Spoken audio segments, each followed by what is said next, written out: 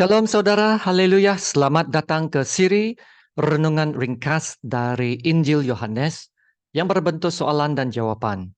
Kiranya kasih karunia dan damai sejahtera melimpahi Anda oleh pengenalan akan Allah dan akan Yesus Tuhan kita.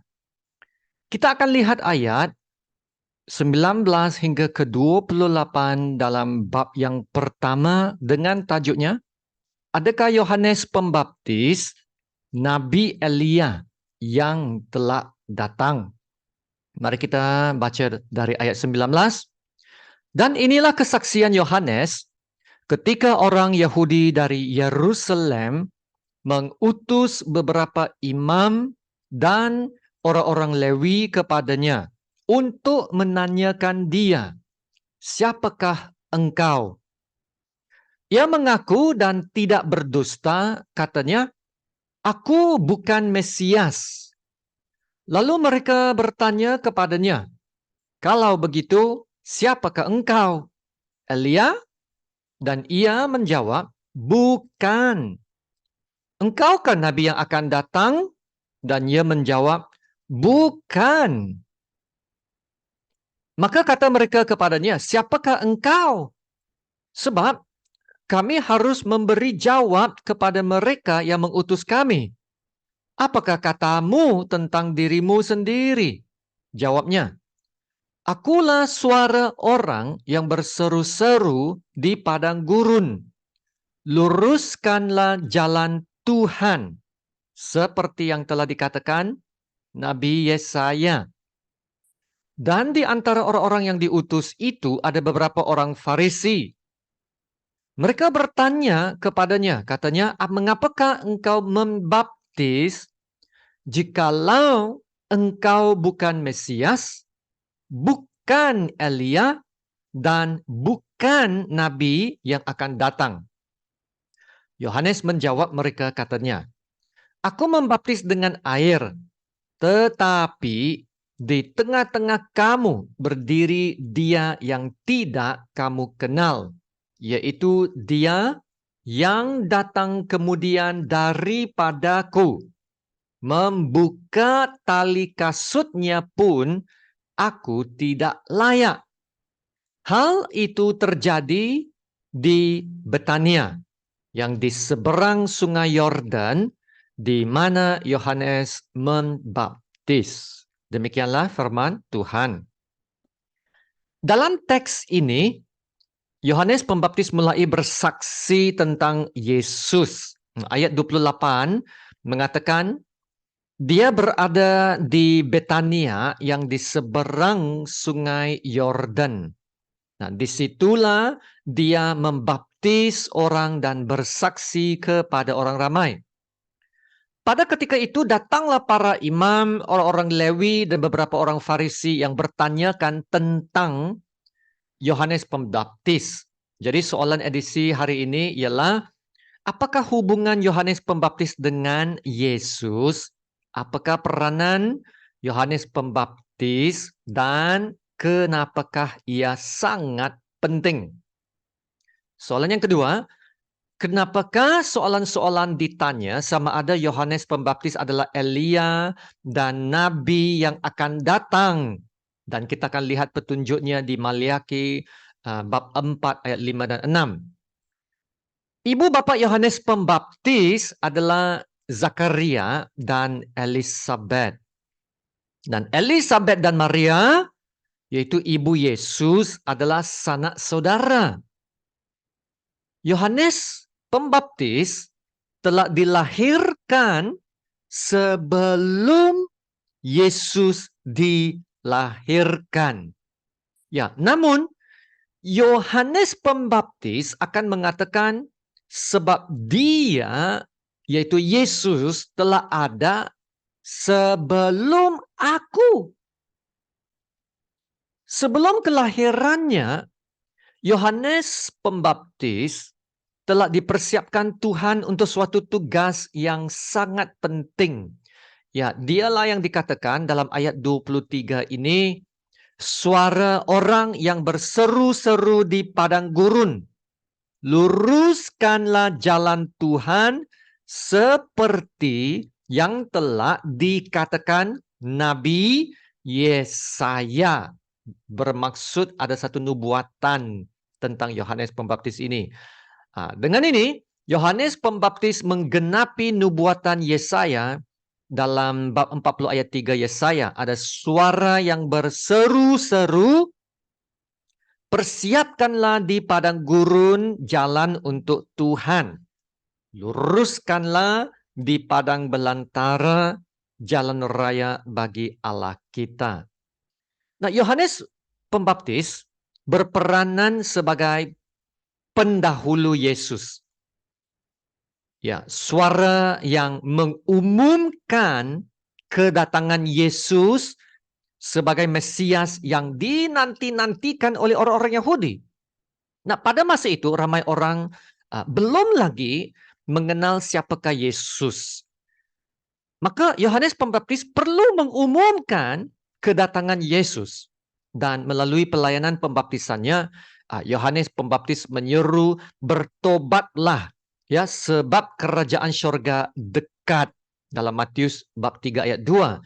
Jadi melalui message pertobatannya, Yohanes Pembaptis sedang persiapkanlah di padang gurun jalan untuk Tuhan. Yaitu dalam maksud mempersiapkan orang ramai untuk percaya dan menerima Yesus. Nah, yang lebih pentingnya, yang kenyataan ini, persiapkanlah di padang gurun jalan untuk Tuhan adalah persiapan dalam hati kita. Ya, hati adalah jalan masuk Tuhan ke dalam hidup kita. Ya saudara, Yohanes Pembaptis adalah suara. Suara, ya. Tapi dia bukan firman Allah.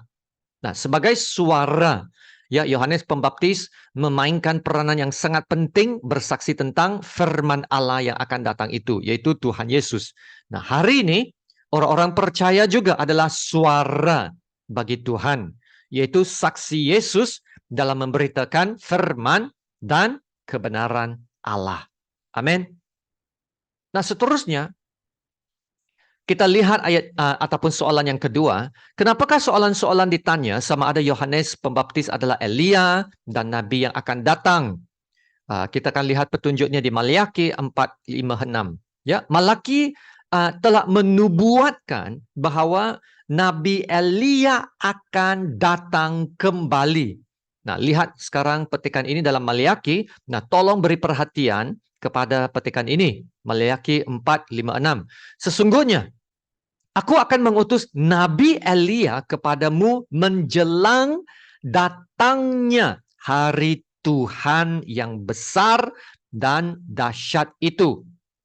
Maka ia akan, perhatikan ini ya, membuat hati bapak-bapak berbalik kepada anak-anaknya dan hati anak-anak kepada bapak-bapaknya, supaya jangan aku datang memukul bumi sehingga musnah. Menurut nubuatan Maliaki ini, apabila Elia datang kembali, ia akan memberitakan perkabaran baik tentang kerajaan Tuhan dan mengubah banyak jiwa untuk kembali kepada Tuhan. Itu keselamatan mereka. Jadi orang Yahudi menjangkakan bahwa Elia akan muncul sebelum Mesias datang. Maka orang-orang Yahudi telah menganggap Yohanes Pembaptis itu adalah Elia yang telah datang kembali karena kedua-dua pelayanannya sama. Itu Yohanes Pembaptis dan Elia pelayanannya sama. Nah, Yohanes menafikan bahwa dia adalah Elia yang telah datang kembali dari surga. Tidak, Yohanes itu bukan Elia. Tetapi Yohanes Pembaptis tidak menafikan sifat pelayanannya, yaitu the nature of his ministry. Dia tidak dapat nafikan itu, ya, bahwa dialah yang diutus untuk menyediakan jalan untuk Tuhan. Ya, jadi boleh dikatakan Yohanes adalah Elia yang melayani dalam kuasa dan roh Elia. Nah, ini jelas dinyatakan dalam Lukas bab 1 ayat 17. Saya bacakan ayat ini. Dan ia akan berjalan mendahului Tuhan dalam roh dan kuasa Elia, untuk membuat hati bapak-bapak berbalik kepada anak-anaknya. Nah, saudara, kata-kata ini dipetik dari Maliaki 4:5-6 tadi. Tapi sekarang telah rujuk kepada Yohanes Pembaptis itu. Dan hati, saya baca, sambung bacanya, dan hati orang-orang durhaka kepada pikiran orang-orang benar, dan dengan demikian menyiapkan bagi Tuhan suatu umat yang layak baginya. Jadi saudara, ayat ini mengaitkan Yohanes Pembaptis dengan Maliaki bab 4 ayat 5-6 tadi itu, ya. Jadi Yohanes Pembaptis adalah penggenapan kepada nubuatan Maliaki 4:5-6 itu. Ya, sememangnya Elia telah datang untuk membawa pemulihan dan perubahan, yaitu melalui pelayanan Yohanes Pembaptis yang membawa bangsa Israel kembali kepada Tuhan. Amin. Nah, Yesus sendiri telah mengesahkan hal yang sama 2 kali dalam Injil Matius. Ya, Yohanes Pembaptis adalah penggenapan ciri-ciri pelayanan Elia. Ya, Yesus berkata dalam Matius 11 ayat 14, dan jika kamu mau menerimanya, ialah Elia yang akan datang itu. Dan Matius 17:12, dan aku berkata kepadamu, Elia sudah datang. Tapi sebenarnya Yesus merujuk kepada Yohanes Pembaptis. Ya, saya sambung bacanya.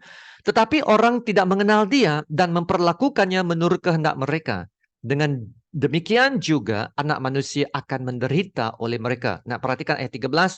Pada waktu itu mengertilah murid-murid Yesus bahwa ia berbicara tentang Yohanes Pembaptis. Jadi Yohanes Pembaptis datang dalam kuasa dan roh Elia. Jadi saudara, apa kepentingannya membawa kita kepada semua perbincangan ini? Kenapa ini semuanya penting? Ya saudara, semua ini sangat penting membawa kita kepada satu kebenaran yang penting, yaitu menjawab soalan ayat 21 ini. Engkaukah Nabi yang akan datang? Are you the one? Mereka tanya. Orang-orang Yahudi menantikan kedatangan seorang nabi. Dan nabi yang akan datang ini bukan nabi biasa. Kesaksian Yohanes Pembaptis memberitahu mereka bahwa nabi yang mereka nantikan itu adalah Yesus. Dan Yesus lebih unggul dari semua nabi-nabi sebelumnya. Nah, Yesus adalah Mesias, juru selamat yang telah datang. Amin.